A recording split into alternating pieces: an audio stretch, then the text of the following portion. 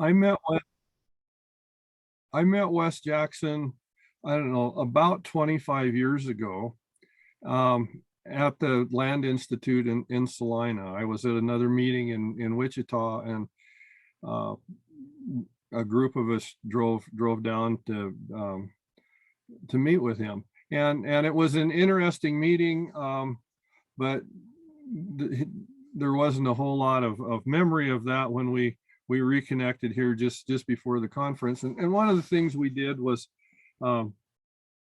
to search for common friends. And it turns out that the white part cattle that we have and that they have at Seed Savers led us to a friend that's no longer with us, but Kent Whaley was pretty close, I think, with both of us. And that was interesting. And you know, I guess we've got the blurb that's out that Wes is a geneticist, author, and visionary leader of the sustainability movement. You know, and he chaired the first environmental studies department at California State in Sacramento. And I don't know, just a host of awards over the year. In my research before doing that this evening, or last night, I guess it was, I did a little homework and looked, and I found a book that he collaborated on with Bill Vitek and Wendell Berry, Anna Peterson, and Robert Root Bernstein. And the title is The Virtues of Ignorance, Complexity, Sustainability, and the Limits of Knowledge. And I love the description of the book.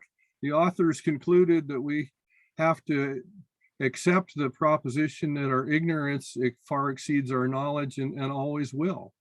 And so we're bumbling around in the dark, but we can learn and improve. But I think ignorance is still going to outrun us. So I thought that was kind of an interesting thing. The other interesting thing that I learned is that in addition to both being called Wes, we share the same birthday, 20 years apart. So just the fun little things that you find out as you do that. But I'm really looking forward to see what Wes has to share with us today, and what his observations are. If any of you have the opportunity to visit the Land Institute, I would recommend it. They have a wonderful collection of information on YouTube and online. So check them out and see what you can find. The whole concept of perennial agriculture is very appealing to us here at the Bee Bar, because we've chosen cattle as the way that we harvest. And again, I'll let Wes speak for himself and take it off and go from here. But thank you very much for participating today. Yep. Well, thank you, Wes. My golly, same birthday.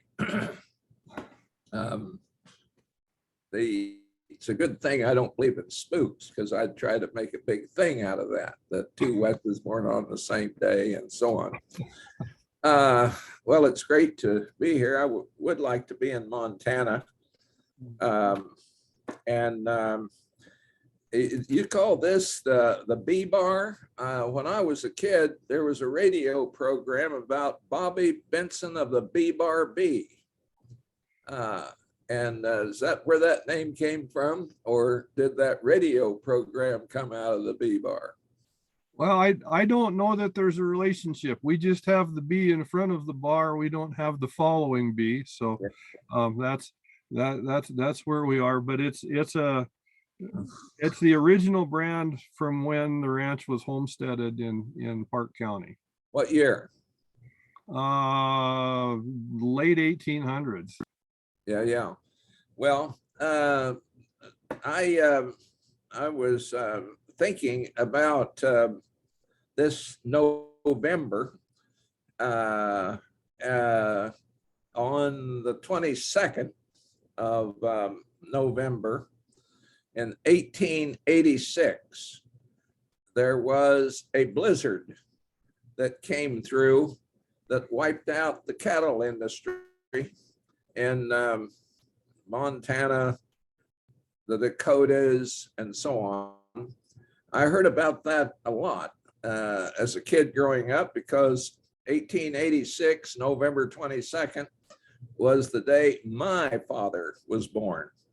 That was 135 years ago that that great blizzard came through. And the trail, there was a trail going up from Texas into the Montana, and not like 10 to 12 years before that. And so here we are this morning hearing the news in Salina, Kansas, a few days this side of November the 22nd, and it's going to be pretty close to 70 today. And all you have to do is think about those 421 parts per million that are in the atmosphere back there in 1886. We weren't taking data then, but it had to be under 300 parts per million. So we, involved in the production of food in a rapidly changing world, have got to concentrate our minds, as ignorant as we may be in all of this. We've got to be thinking in ways that are lateral. This upward thinking has got to go away and start thinking more in lateral ways. And I think we're going to spend a lot of our minds and a lot of our thought on studying the exits, because the surprises, I think, are going to be huge. So November 22nd, 1886, late November, 2021, 70 degrees. So, well, I was trying to think about the origin of the land, and there are of the Land Institute.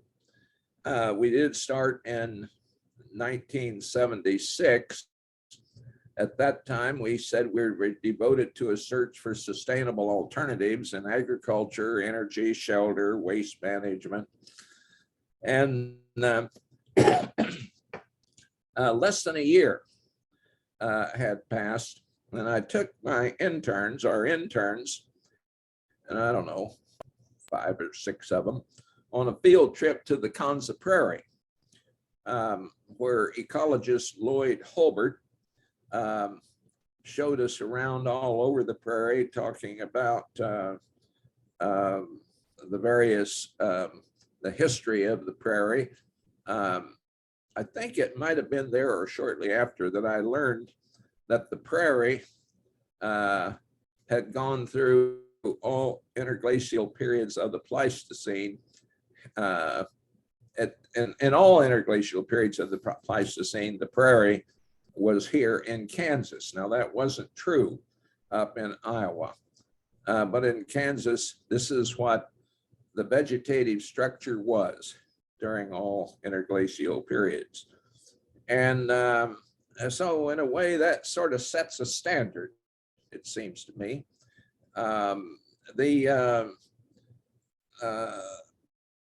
So while we were being led around on this tour, and we had a discussion toward the end before we came home, all you had to do is look around.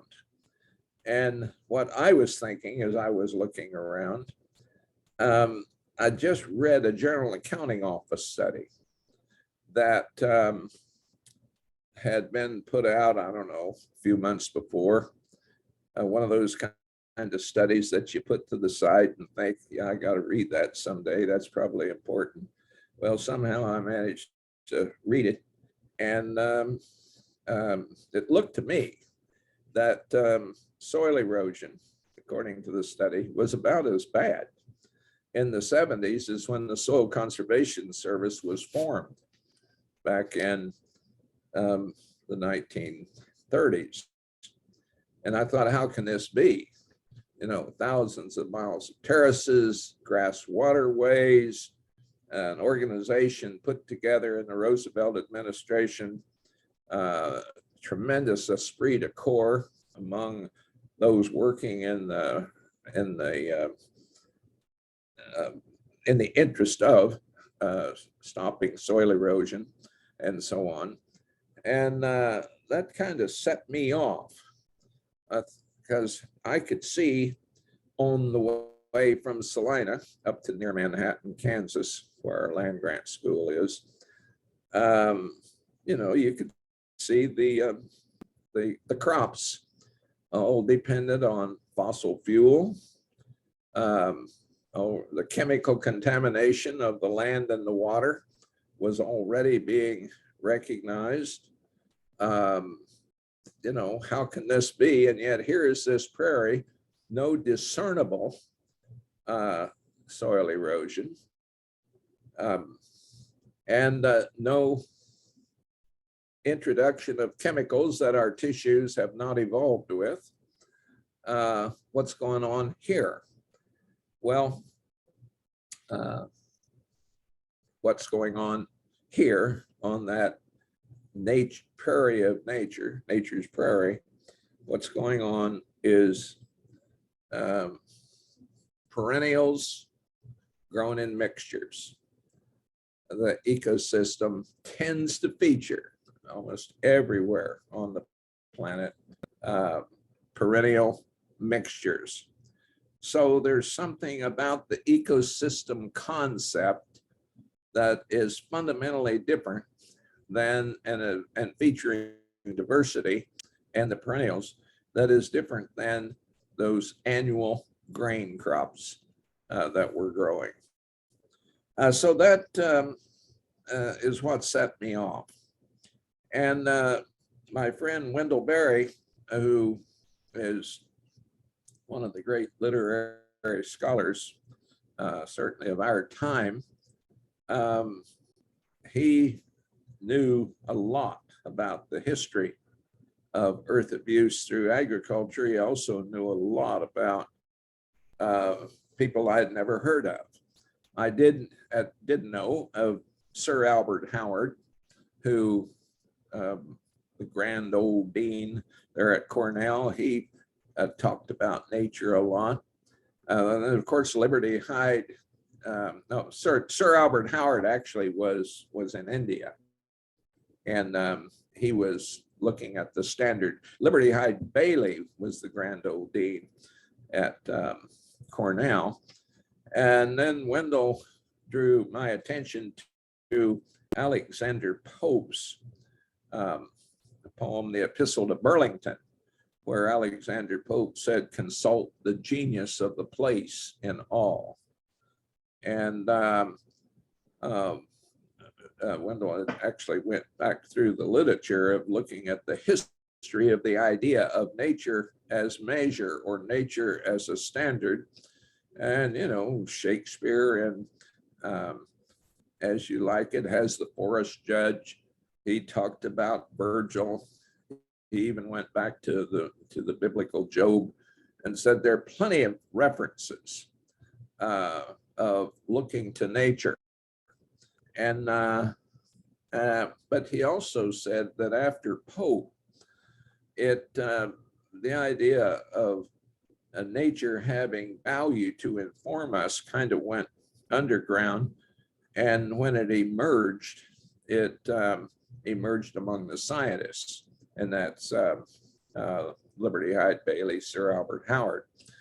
But he said something, I hope I can remember how he put it. He said something that that the idea of looking to nature came in a series, not a succession. a series. In other words, that it pops up, maybe like toast here and here and now. But the succession has never been there, where there's a consistency along the way. So in thinking about the possibility of a perennial grain polyculture, I began to do some further investigation and wrote the piece that first appeared in the Land Report entitled Search for a Permanent Agriculture. Now, I got the name out of some Catholic idea of permanence as a virtue. Well, permanent didn't seem quite right. So when I sent it on to Friends of the Earth, Not Man Apart, to be published, the search for a sustainable agriculture. And then we went to work, beginning to get an inventory of species, first off the prairie, but from other places as well, to look at them as candidates for what we might we might want to start breeding. Well, in looking at the prairie, and it doesn't matter whether we're talking about the prairies of Montana or the prairies of Kansas, prairies of almost anywhere, that the prairies tend to feature 4 functional groups: warm season grasses, cool season grasses, legumes, and members of the sunflower family. So we decided, and of course you have different species representing those functional groups in various places around the continent. But that spoke to me somehow, that there's something about warm season hood, cool season hood, legume family hood, and sunflower family hood. And those ratios, of course, are not consistent. But we set out to get those ratios understood on our own little prairie here at the land. Well, in different places, we set out to get that understood. What kind of a ratio is right here? And then we started looking at other places around the continent. So the idea, though, of the look to nature is an idea that wasn't particularly welcomed. I mean, I had grown men, scientists, that said such things as, well, Wes, you want nature? All right, go to it. Just hop right on that one. We've got to do better than nature. And better was a word that was key in the mind of the critic. But now it seems though it's getting some, getting some higher standing. And we, in our efforts in trying to develop something of an inventory, most of what we grew out in 5-meter long rows didn't work. And we knew that coming in. But when I first published on this, I said it's going to take 50 to 100 years. Well, at that time, that alone was enough to either make somebody yawn, throw up their hands, or walk off. But now what I think we're all forced to look at is not just the 50 to 100 years. We're going to be thinking about thinking more in longer time frames. And So, but fortunately, we were able to, didn't have much money in those days. We were paying salaries half or less of what you might get in another place. But what it did was kind of select for people that wanted to work on this idea. And I told them that we're going to operate in a manner almost opposite of the land grant university. You don't have to publish. I'll raise the money. There's only one thing we got to do, and that's stick to the mission. And that may be a little harder than one might think, because it's always nice to get another publication, no matter whether that publication is something that's going to be thrown into the winds of science to never be looked at again. But we got put together a good group, young folk. Took a while. And what I'm going to do now is let Tessa talk about some of the more recent results of our work, and also where we're headed. I'm anxious to hear what she wants to talk about. So Tessa, if I have anything to say, I'll hold it until you're done. Well, it's fine if you want to jump in. That's no problem for me. Good morning. I'm really excited to be here and happy to. Now introduce yourself, Tessa. Oh, yeah. Sorry. And be sure you introduce yourself in a full sort of way. Okay. So I'm Tessa Peters. I'm the director of Crop Stewardship at the Land Institute. And what that means is that I sort of take whatever is happening on the research farm and try and think about and get it moved onto production scale. So I do a little bit of everything from like technical assistance with growers, to plugging holes in the supply chain, to trying to build supply chains, as well as all kinds of analyses of socioeconomic and governance structures and things like that around perennial agriculture and perennial grain crops. My background is in physics. I did my degree at Colorado State in physics, and then worked as a geophysicist for about 5 years before transitioning and working primarily in organic agriculture, and then pursued a PhD in plant breeding and plant genetics at the University of Wisconsin before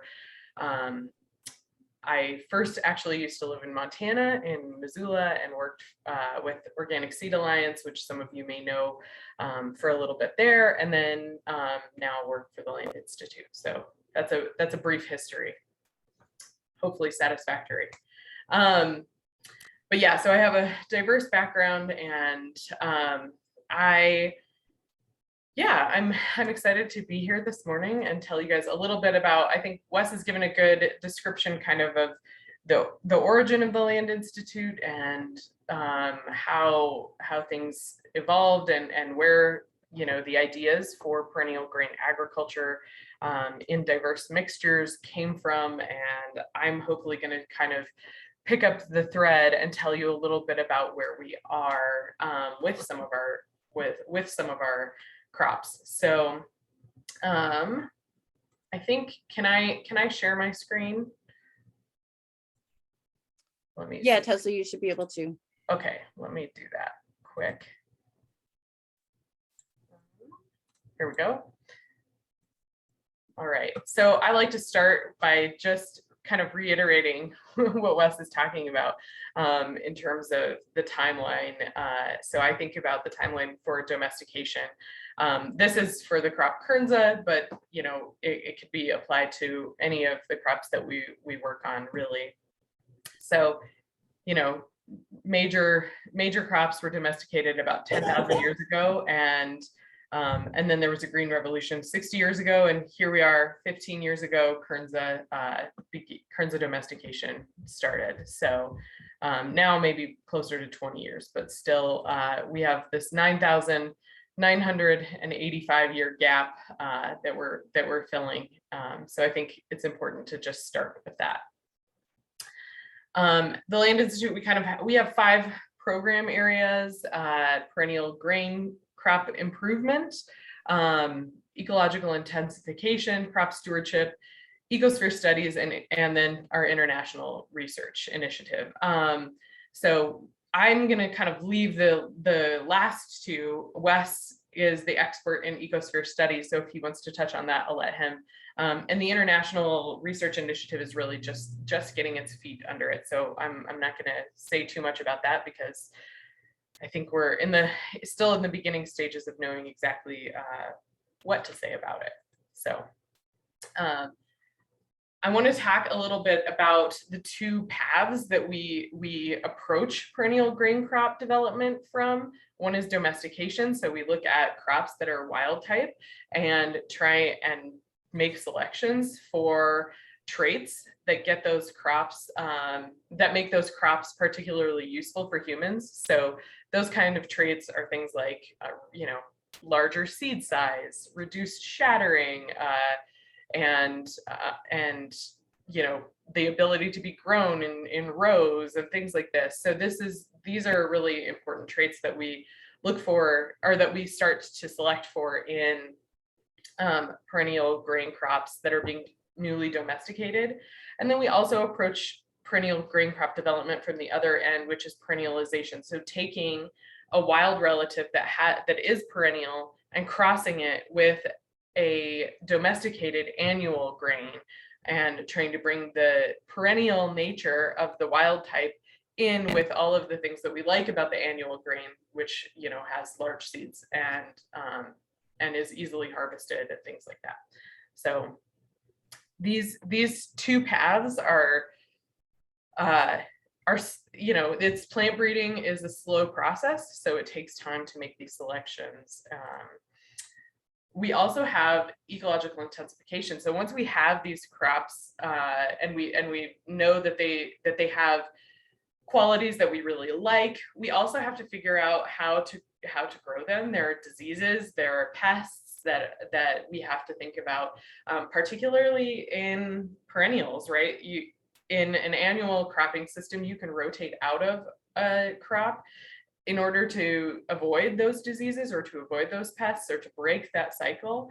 And with a perennial grain, you don't have that same option of just immediately rotating out. So how do we balance? So how do we develop these resistances? And you can see we have a genetics program that's really looking at the crop cycle from a genetic standpoint. So looking at disease resistance and that side of things. And then we have a pest or a protection program that is really looking primarily at pests. So in this bottom picture, you see Silphium integrifolium, which is one of the crops that I'll talk about in a bit.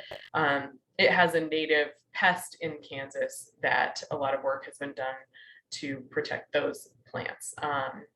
And then we have a soil ecology program that's really looking at soil carbon and nitrogen cycling and growing these crops in polycultures, which is this diverse mixture is the ultimate goal of the Land Institute, right? We don't want to just be growing a monoculture perennial. Our goal is to be growing a diverse polyculture. And so this program sort of works on how do we provide nitrogen using a legume.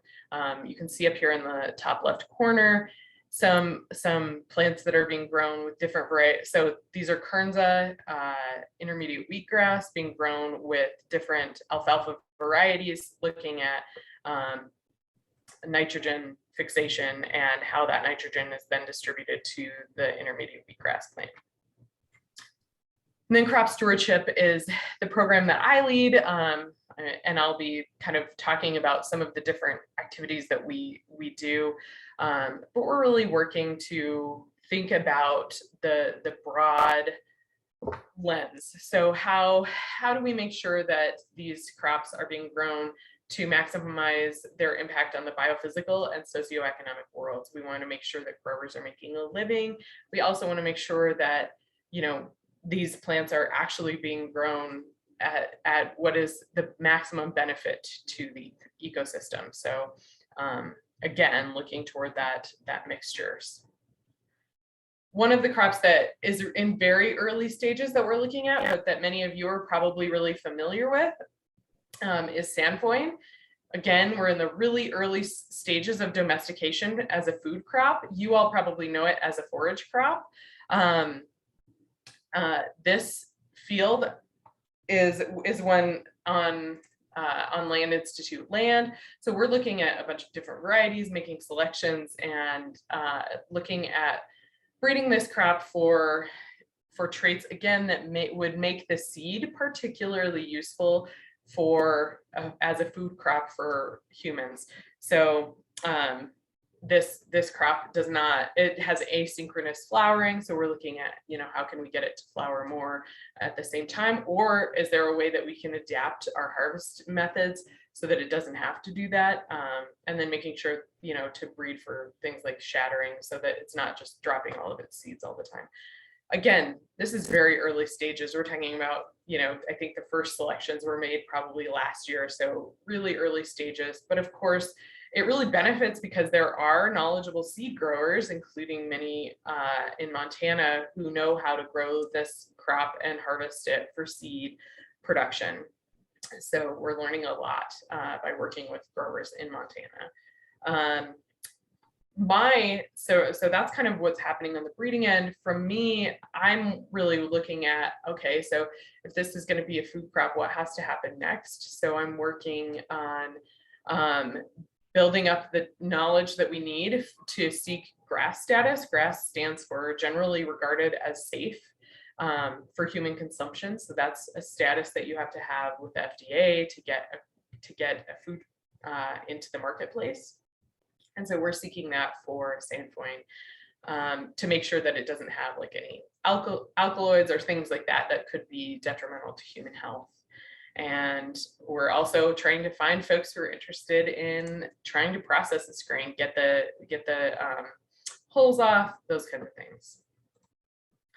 The next crop that I just want to give a really quick introduction to is Silphium integrifolium, or Silflower. This is a crop that is native to the Great Plains, basically east of the Rocky Mountains to about eastern Indiana, and kind of the whole swath of the US there. It's again early stages of domestication. We're looking at synchronous flowering, as well as seed size and increasing the number of seeds per head. We're interested in it as an oil seed. It does have a higher protein than sunflower. It's a relative of sunflower, so we're really interested in it as an oil seed, but also potential as a protein source. So they're, plant-based proteins are having it their day in the sun right now. And so we're doing a lot of research on that. So that utilization and processing research is currently being done, and I help coordinate that.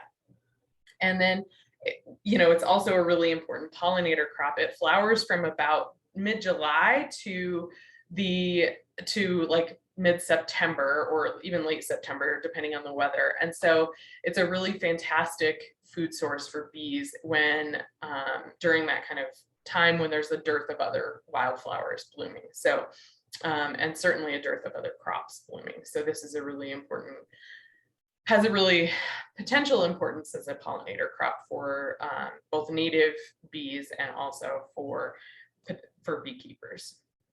And we're really working on increasing seed production. So trying to find growers who are interested in growing this crop so that we can produce seed for those like utilization studies and moving in that direction. So, and then I'll just kind of talk a little bit about Kernza. As I said, we're still in the early stages, even with Kernza, even though you all have probably heard about it in the media or other places. It's still early stages. I would consider that we're still in the pilot stage of commercialization. Some of you folks who are on are growers and can address some of this as well. We have the trademark on the name Kernza. So Kernza is the grain that comes from intermediate wheatgrass.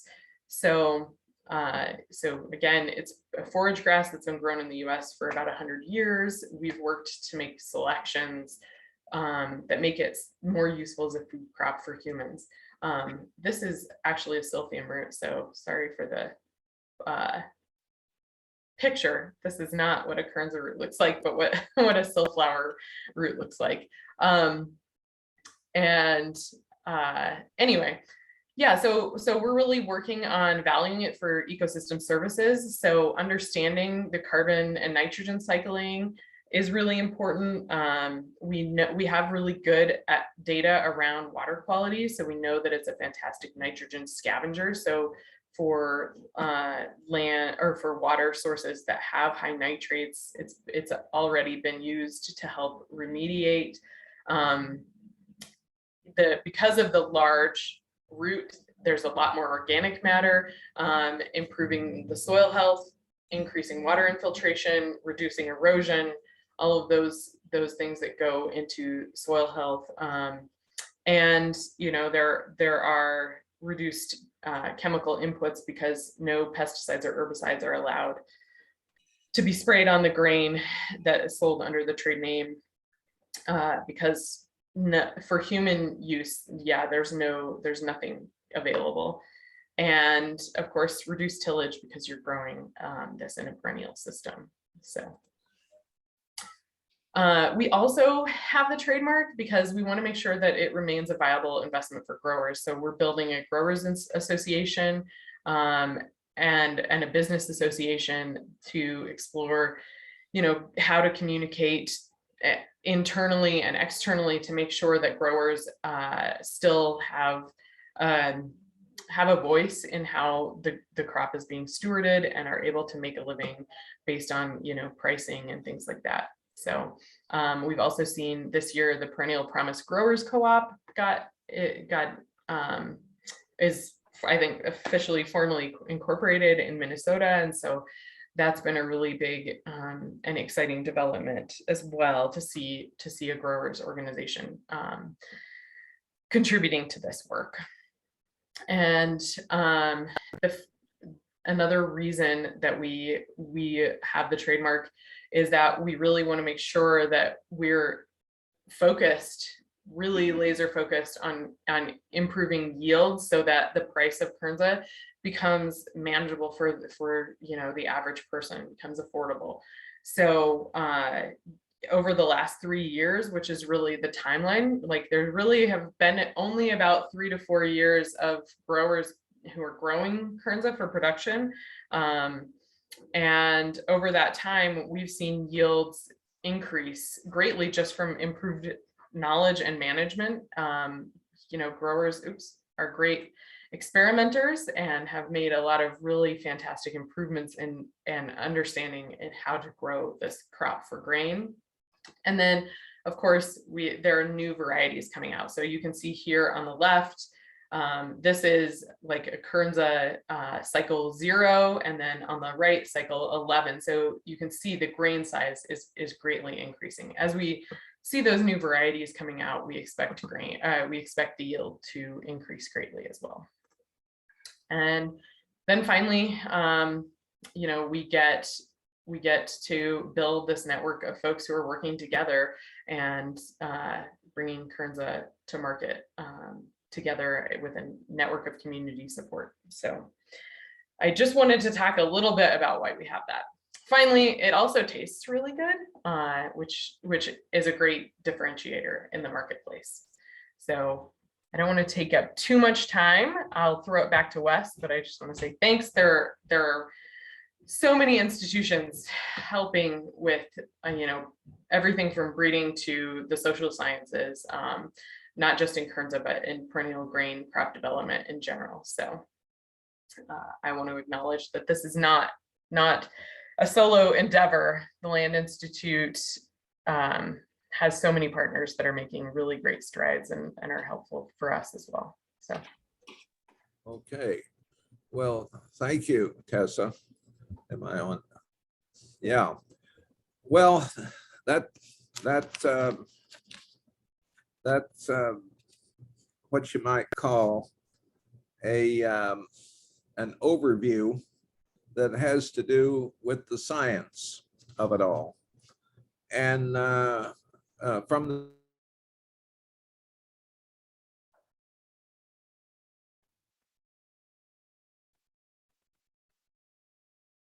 Sorry, Wes, one moment, please.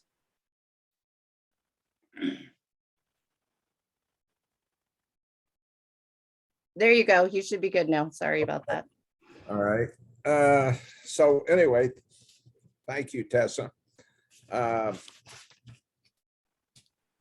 One of the primary considerations of the Land Institute from the beginning is that there is a social world, a political world, an economic world, as well as the biological world, and that it has been one of the problems of humanity over the past 10,000 years to begin to sort of focus, become more and more specialized. And we see the consequences of that now. And so even though my background is in genetics,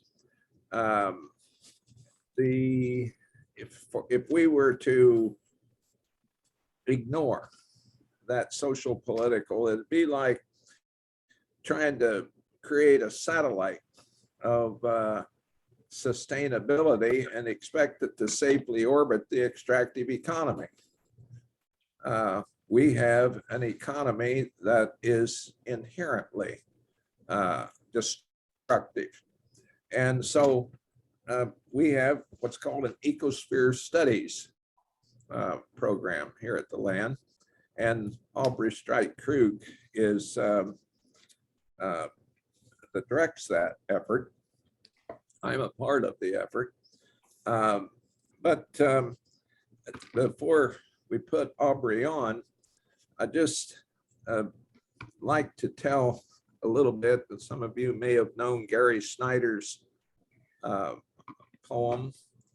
It's for the children, and it's the end of Turtle Island.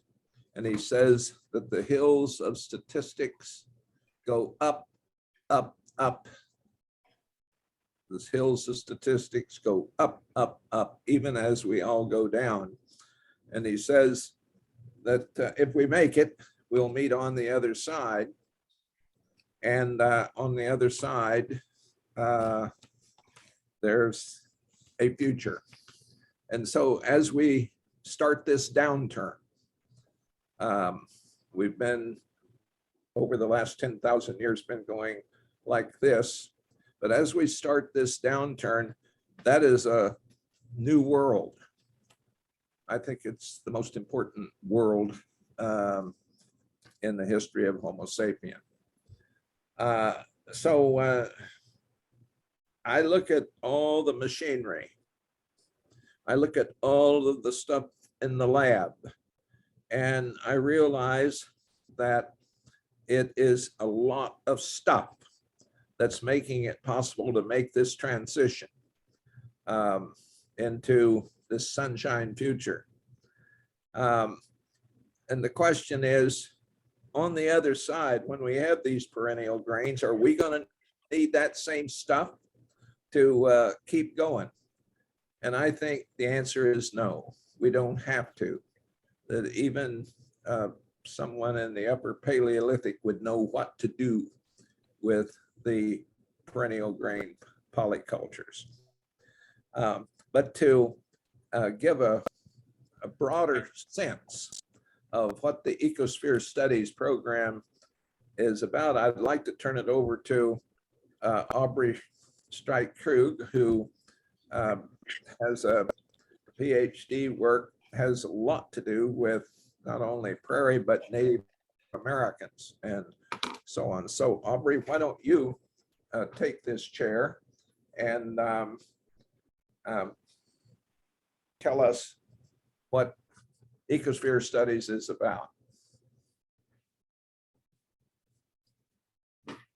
Hi, everyone. I'm really honored to have the chance to talk with you all today, and to get pulled in by my mentor and friend and colleague here, Dr. Wes Jackson. So I'm Aubrey Sturm, and I have been at the Land Institute for about 4 years working on the ecosphere studies branch of our work. And maybe the best way to explain it is just to speak a little bit about what those terms mean of ecosphere studies.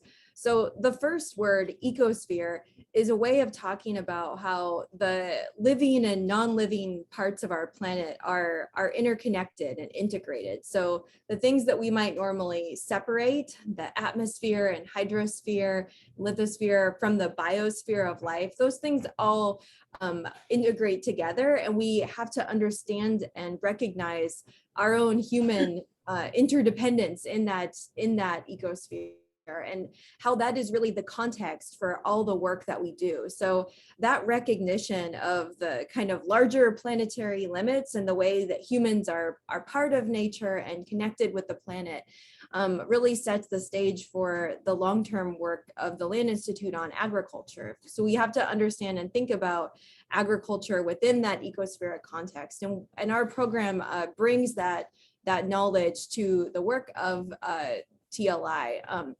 I also wanted to point out that the crisis that we're experiencing in the planetary system of the ecosphere right now is a really important thing for us to remember as we work with urgency to make this agricultural just transition, one that is not only just, but also perennial and diverse. So with ecosphere studies, we're really thinking about the ability of humans as creatures to learn and change and grow. So thinking about how humans relate to each other, how they relate to plants and places, and how we relate to the planet is the way that ecosphere studies engages in research and education. So we're thinking about how we can support human learning in terms of these new perennial grain crops, and how we can act quickly given the current context to accelerate that learning and to make it possible for on the other side of great changes to come, to have not only perennial grain crops that are grown in diverse settings and agroecosystems, but that are feeding good human communities that are just and fair, and that live within these larger planetary systems and limits, and can endure for a long time. So ecosphere studies is working on the cultural and social and educational aspects of what it means to create a perennial future. We have a variety of different collaborative projects where we study and support human learning and try to build new relationships and bring together different forms of knowledge to help us make this just perennial transition. So that's a very quick overview, and I know I've stepped into a conversation that's been ongoing, and I'm happy to answer questions or to turn it back over to the next speaker, to Wes and Tessa. Answer questions.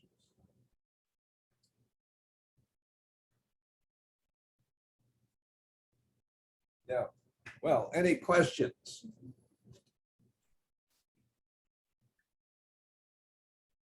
Tessa's been monitoring them. Do we want to read off some of those, Tessa? Sure. I say go for it. Okie doke. Jeff's first question was about gene editing, and how do you view gene editing to advance your work?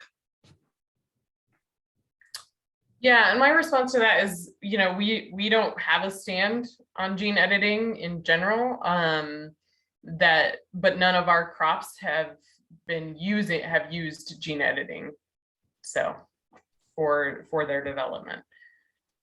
So we're, a lot of times it's not even a possibility when you're talking about something that, there's no mapped genome, there's no, the genetic resources to even consider producing a gene edited crop aren't there at this time. So yeah.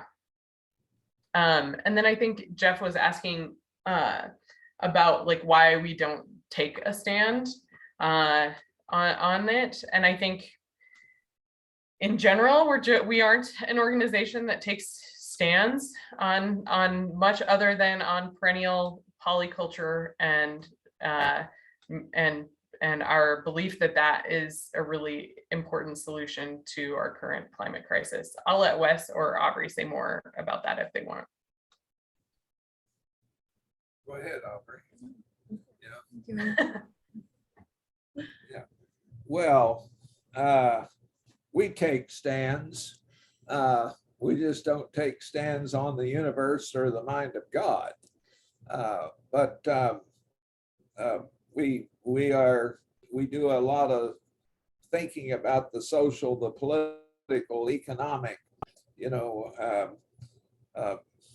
and religious implications of what's going to be involved on running agriculture and culture in a world of fewer people and less highly dense carbon. So we're preparing the way in a certain sense, and at least in our thinking to that end.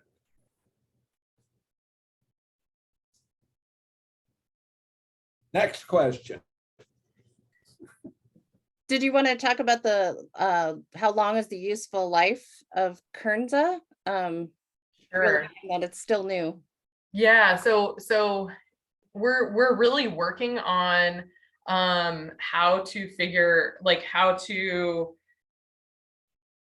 increase the stand of the life of the stand. So there's a lot of research going on around,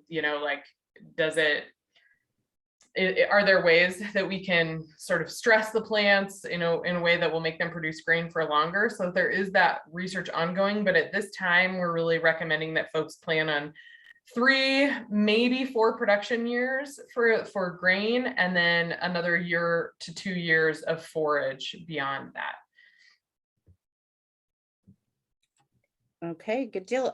Sasha Lowen with MSU has a question about if you were reimagining perennial prairie crop systems, and curious why the ability for plants to grow in rows is an important breedable trait. Yeah, and at this time, it really just comes down to that's the equipment that's available for growers. In a future world, maybe that's not something that we care about at all. But certainly at this time, right, we need something that growers want to be able to plant. They want to be able to do those things. So, and that's generally the equipment that folks have. Good deal. And Casey Bailey has a question. Any thoughts or research on hard-seeded nitrogen fixer, annual or biennial interseeded with Kernza rather than a perennial legume? So I'm guessing this is thinking about white clover or something like that, kind of underseeded. Casey, do you want to jump in there? Yes. Just something that can, say, if a perennial grass stand becomes thin, often there are bare spots in the soil where that perennial grass bunches. One thought I had was a black medic or a hairy vetch, or even a yellow sweet clover, anything that finds space to germinate when its time is right, kind of letting the plant think for itself a little bit. I'm curious if there's been any thoughts there. I seeded hairy vetch with the Kernza last fall, kind of thinking where I've observed our hairy vetch seeds, they kind of keep coming through our rotations and our annual crops, and they're a problem. I thought maybe they could be a benefit, or some kind of species could be a beneficial relationship nitrogen fixer when that Kernza stand called for it. I think that's a really great idea. There has not been any research done on that, so I can't make a recommendation at this time. Okay, thanks.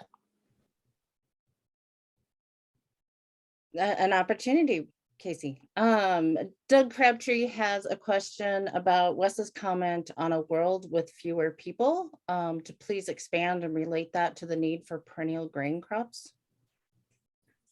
Take that, Wes. The question again, please. Sure.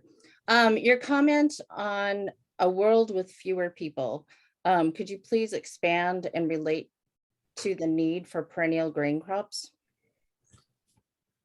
Well,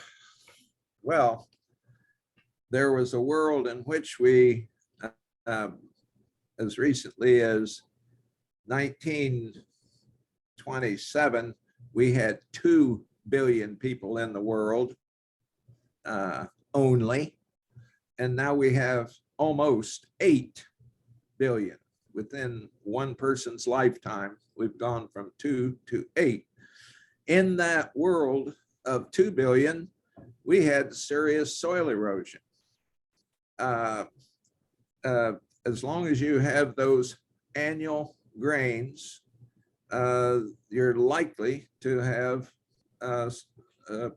some measure of soil erosion. So the reduction in numbers of people, there are 2 population problems: too many people and too much stuff.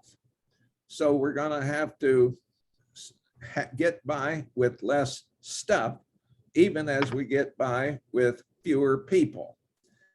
And the highly dense carbon that is sponsoring both of those population problems, we're going to have to cut in the interest of the problems that the modelers and others, you know, some 2,000 people that work on climate, people that publish in referee journals warn us that we have got to cut the carbon, and that means cutting the number of people and the amount of stuff. So the perennial grains are going to be necessary in a world of fewer people and less stuff. I mean, this perennial grain business is a Johnny-come-lately thing. It's only been around, you know, some 10,000 years. That's like 5% of our total evolutionary history with the big brain. So anybody else have a thought on that? Like Tessa. Oh, oh, okay. Yeah, Tessa, did you have a thought on that?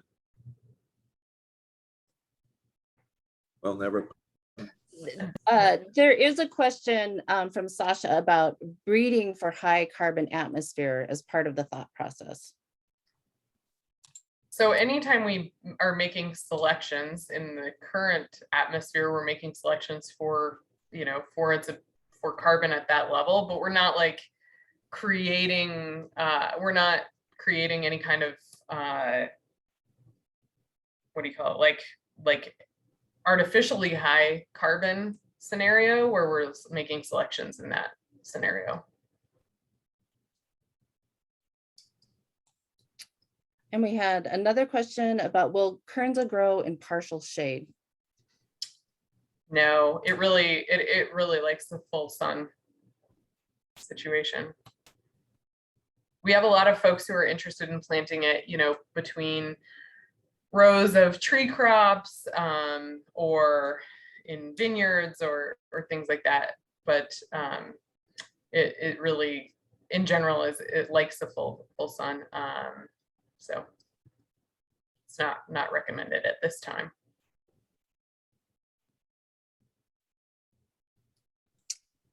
And Craig has a question about the market for Kernza and what that is, how that is developing and how large it is currently. Yeah, the market's like the number of dollars. I'm not gonna I'm not going to estimate. I think we're still trying to figure out post/middle pandemic how that's changing. A year ago, I was pretty worried about what the market was going to look like. This year, there are people banging on the door pretty constantly. I don't know. Carmen Fernholz might want to jump in and say more about it, but because he's the president of the Perennial Premise Growers Co-op, so he may have a little more info. But basically, the market right now seems to be pretty strong. We're looking at building supply. Just a couple of quick comments. Our co-op did hire a full-time marketer for Kernza, and we produced about 200,000 pounds of organic Kernza, which is all spoken for already. And the marketer tells us that the interest, even in the non-organic and the conventional, continues to grow. The marketer is in touch with both a large potential users of the Kernza grain, as well as some of the small, what we'd commonly call mom and pop groups. And watching the interest, from my experience on the Kernza, I would say the interest continues to grow at a surprising rate, even in my world. So I'm optimistic about the markets for the Kernza for sure. That's exciting. Max Milton has a question about what is it that you are finding attracts young people to this work? I think that, is that for Wes?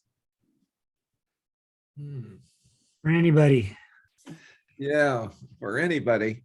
Well, one thing as I went to and fro on my environmental errands, which mostly stopped around when I turned 80 in 2016, what I noticed was that there was an awareness of young people that was very different than the nature of the awareness of, say, 1976. Where does it come from? Where do they put their ears to the ground?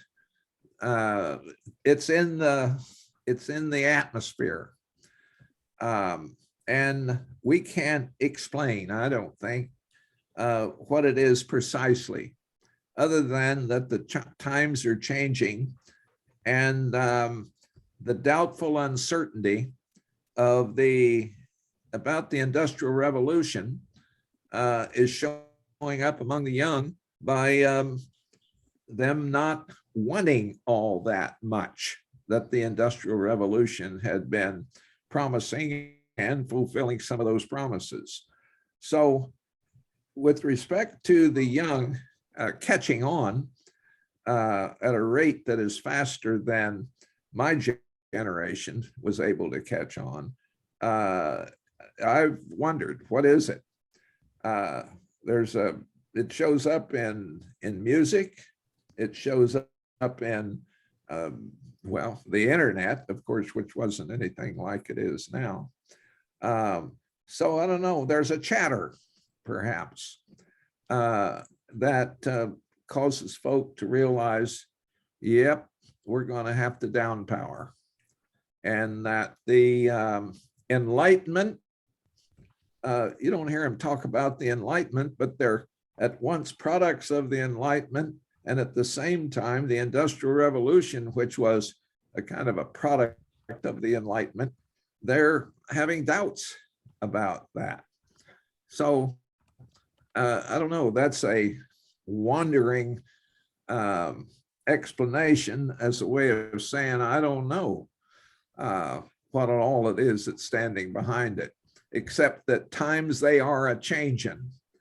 And I think they're changing very fast, actually. That speed of change right now is the fastest that that you know, that I have seen in these decades.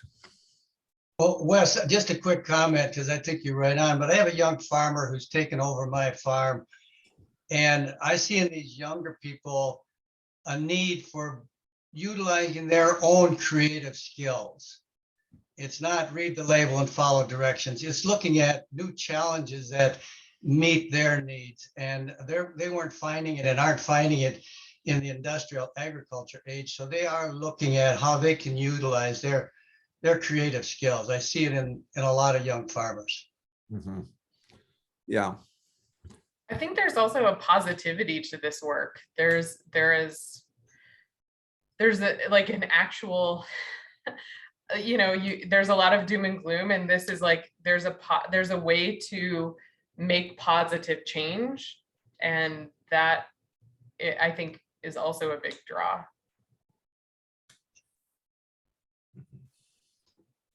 Yeah. Max has a follow-up to his question and wants to know whether regenerative agriculture as a meme, does it have substance for cultural change? Does it have something for cultural change? Substance. Pardon? Is that the question? Yeah. Well, I'll tell you a quick little story. Boy, 40 years ago, I was asked to come and give a talk at New Alchemy. And I think New Alchemy is gone now, but at one time it was a rather inspiring organization in the East. And John Cobb and John and Nancy Cobb and others had started this nonprofit, and were looking to the crises of our time, perceived at that time. And they wanted me to come and give a talk. And they wanted to know if I had a title. And I said, sure. Herbaceous, perennial, seed-producing polycultures, their contribution to the solution of all marital problems and the end of the possibility of nuclear holocaust. And there was a long pause. And he said, well, you need a projector.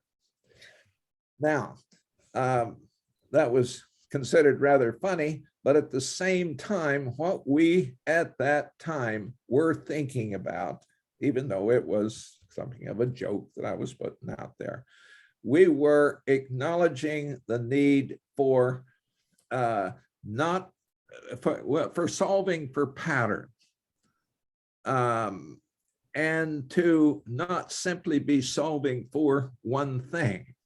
So what are the factors that contribute to a whole change of pattern in our way of being, was the sort of question here. And so I see the possibility of being able to have perennial grain polycultures as coming a lot closer to what happened when we put the hoe and the plow to the land.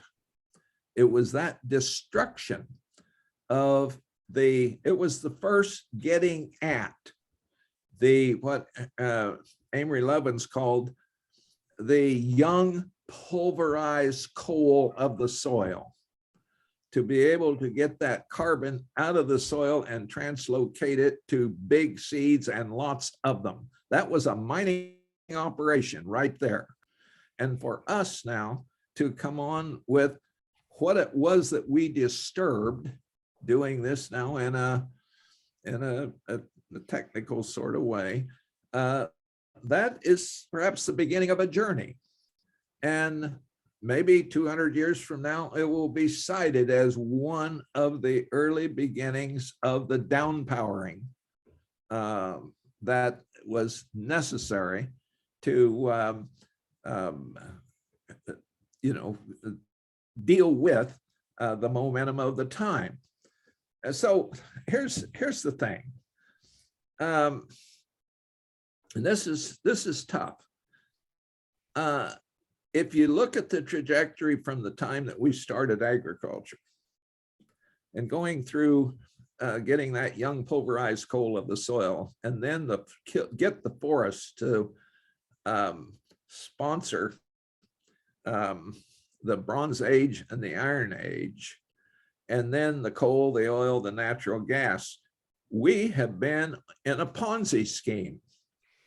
And we keep looking, more next year, more next year. How are we going to deal with growth? We got to deal with growth. We got to deal with growth. Well, rather than begin to think, how is it that we are going to live within our means? And I think the Kernza and the other perennial grains, agriculture is one of the most important beginnings. I had a friend, he's dead now. He was a physicist at Cal State Sacramento. Chuck Washburn was his name. He said once, if we don't get sustainability and agriculture first, it's not going to happen. He says the materials sector, the industrial sector, does not have a way to begin the journey that will be through agriculture. And so here is Kernza and other things that is the first out of the chute, so to speak. So it's, am I making sense? Are you folks following what I'm saying here? I wish I had you in a room so that we could all see one another's faces and so on. But anyway, I'm wanting to know, is there any question about that? That if we don't get sustainability in agriculture first, it's not going to happen. Wind machines and solar collectors, okay, but we also need to acknowledge that all they have done so far is increase the amount of energy that's available. They have not served as a substitute back. So this is learning how to live. And I think we are seeing the worst kind of religious fundamentalism right now. It's called technological fundamentalism. And well, we're not objecting to technology, but look, fundamentalism has a way of taking over where thought leaves off. And we've got to start thinking this through in a much broader way. That's enough of my senile rapture for now. So just a question from Jeff with NCAT. He's asking whether the Land Institute land is certified organic. And if so, great. If not, why not? No, we're not certified organic.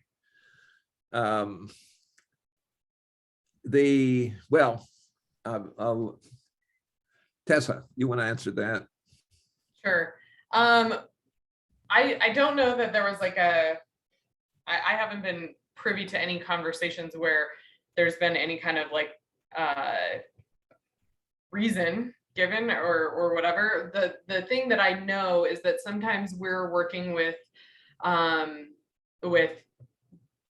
crops or lines or seed where there literally might be only a pound of that seed in the world at this point. And so I know that there are times that we absolutely are we as a foundation don't use herbicides or pesticides in our processes, but if there was something that we had to save, we might at that time make that choice to do that for something that was really important, and where we wouldn't be able to replace that germplasm if it died in the field. So those are the kind of things that we would sometimes go ahead and use an herbicide or a pesticide for. But that are the whole point of our ecological intensification program is to develop methods for of intercropping and methods of pest resistance and disease resistance that prevent us from having to use herbicides and pesticides and other chemicals. So yeah, well, here's a little soundbite that has the potential to be overused. and that is, it's one thing to have a destination, which would say be pure organic, and it's another thing to have a direction. And for instance, I cut a tree like a thorn honey locust, and I paint that stump so it doesn't send out anymore. Now there is just, and it's, you know, it's a toxic thing designed to kill. So that stump doesn't come back. Now that is not organic. And I don't want to go back to the fields where I've cut off a little stump and have to keep whacking that out again and again and again and again. But that's far different than spreading the toxicity over a broad landscape.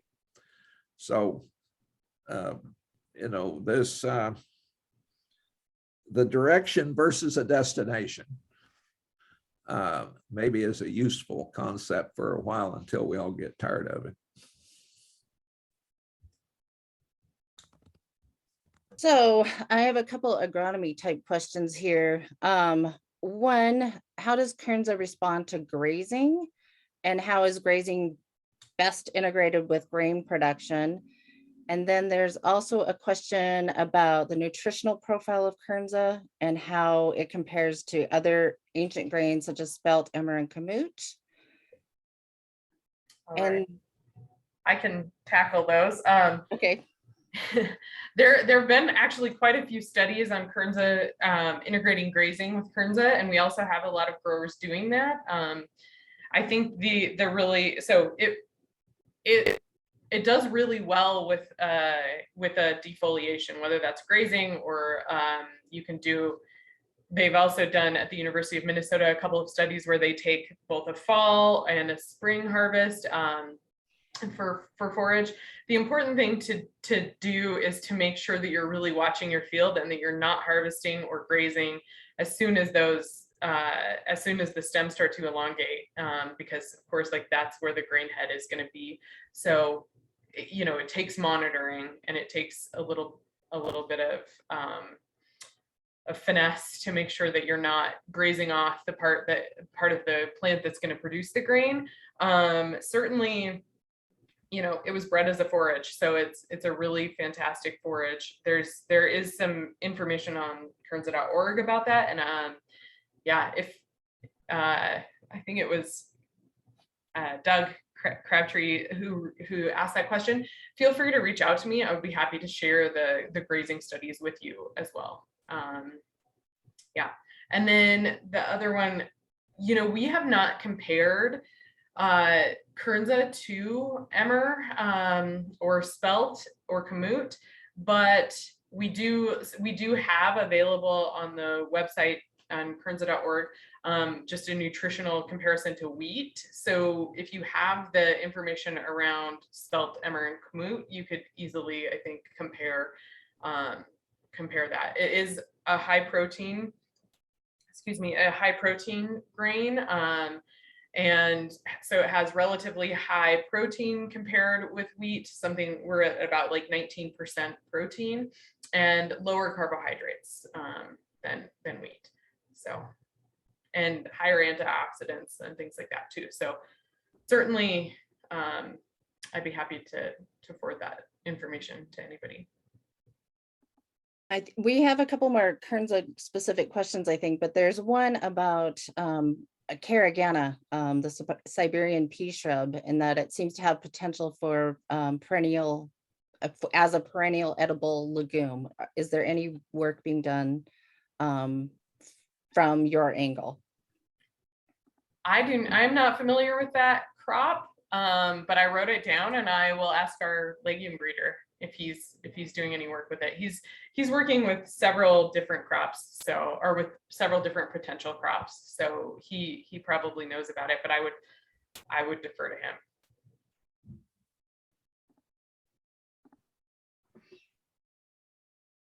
Let's see. So Sasha again has a question of, speaking of technology, do you see any precision ag becoming more important in ecological intensification? I think so. For example, I talked about one of our crops, Silphium. It has a really long flowering window. So it flowers from like mid-July and through September. And, in most annual crops, what the breeding has done is to close that window and make them all flower within a day or two of one another. But for pollinators, that's very detrimental. So one of the things that we've been looking at is, can we develop, a new precision agriculture harvester that would be able to pass through the field over the harvest window that was stretched for that long, so that we don't lose the ecosystem benefit of that long window for pollinators, at the same time as, making sure that we're able to then harvest the ripe seed on time. So I imagine that there are definitely going to be some of those kinds of solutions that we're looking for to increase the ecological benefit, or to not lose the ecological benefit that exists because of the crop's perennial and diverse nature already. And if you think about, trying to harvest in these polyculture mixtures, that's another place where we may need to see some developments in terms of precision agriculture. So. Okay, Craig has another question about, are there profitable farms using perennial grain ag right now, and maybe a couple of examples of those?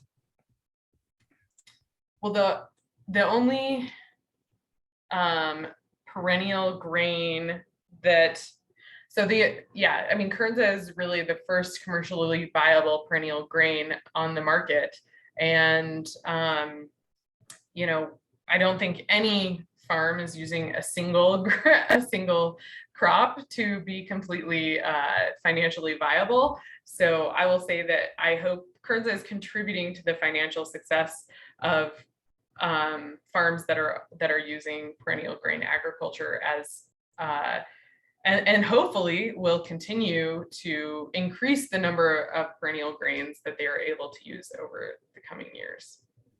I might just add quickly, Tessa, I've been growing Kernza as a marketing crop since 2018, and both it as a crop and as a part of the whole farm enterprise has been profitable, no question about it.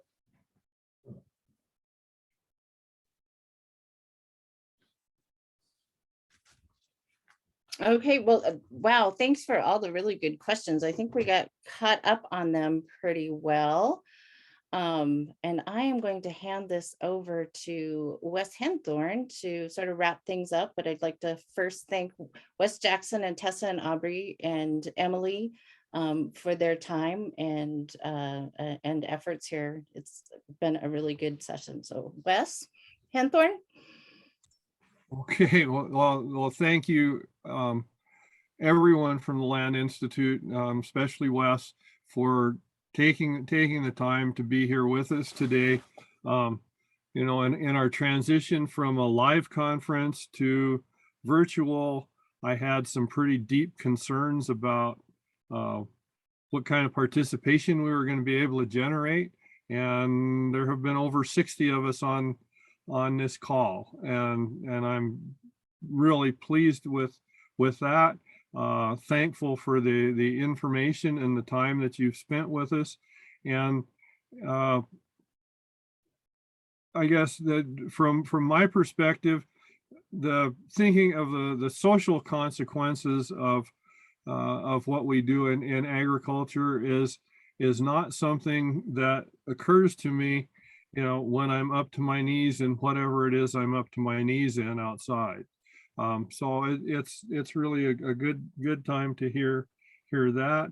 I thank everybody. I think there are links if you have questions that you want to ask directly afterwards.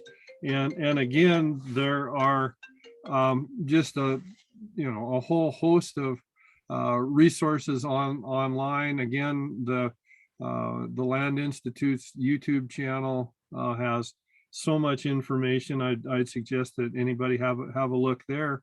And I guess with that, I'm kind of getting the impression that Jamie's about ready to wind this down so we can get ready for following sessions. But thank you very much for taking the time, Wes, to be with us.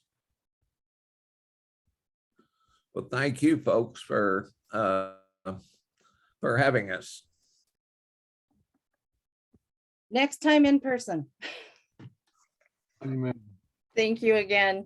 Have a good day, everyone. If you're joining, there's a session on oats, the organic agronomy training service at noon that you can join with the same link. Bye, everybody.